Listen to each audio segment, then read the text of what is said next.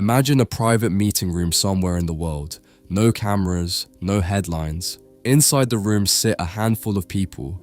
They are not presidents, they are not elected officials, but the decisions they make can influence industries, technology, global markets, and sometimes even the direction of entire countries. They control companies that billions of people depend on every day. Their investments shape industries before the public even knows they exist. And collectively, their wealth is measured not in millions, but in trillions.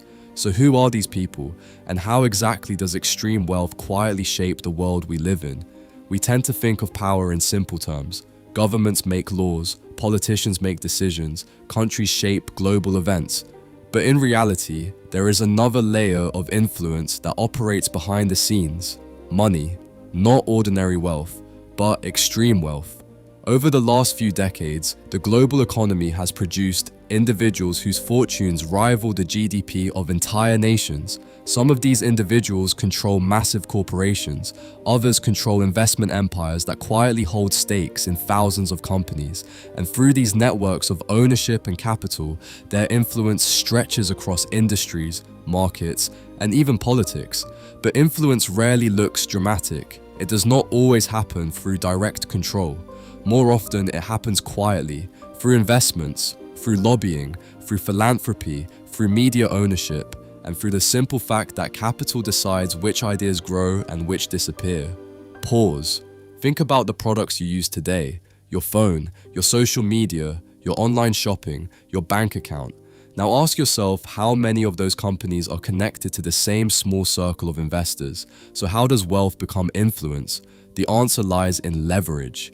Money alone does not create power, but what money can buy does. Investment, ownership, access, information.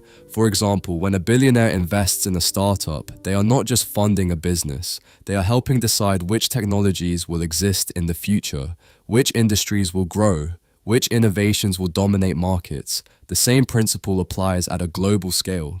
Large investment firms often hold shares in thousands of companies simultaneously. Through these stakes, they gain voting power in corporate decisions. This means influence over leadership, strategy, and direction.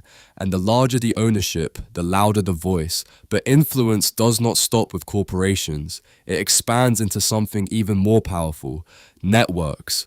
Because the real power of wealth is not just money, it is proximity, who you know, who you can call, and which rooms you are invited into. Most people think billionaires make money from a single company, but in reality, the ultra-rich diversify aggressively.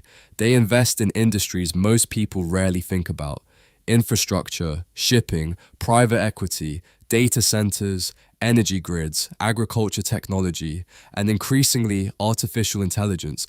These industries are not always visible to the public, but they are the backbone of modern economies. Consider global shipping. Around 90% of world trade moves by sea. Control a portion of that infrastructure and you influence global commerce. Or consider data centers. They store the digital infrastructure behind the internet, cloud computing, artificial intelligence, online services. Owning these facilities means controlling critical digital infrastructure. And then there are investment vehicles like hedge funds and private equity firms.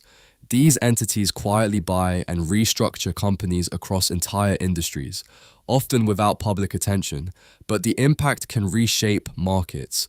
Perhaps the most controversial question surrounding wealth is its relationship with politics. In democratic systems, influence can take many forms: campaign donations, policy advocacy, think tanks, lobbying organizations. Wealthy individuals and corporations often support political campaigns or policy groups that align with their economic interests.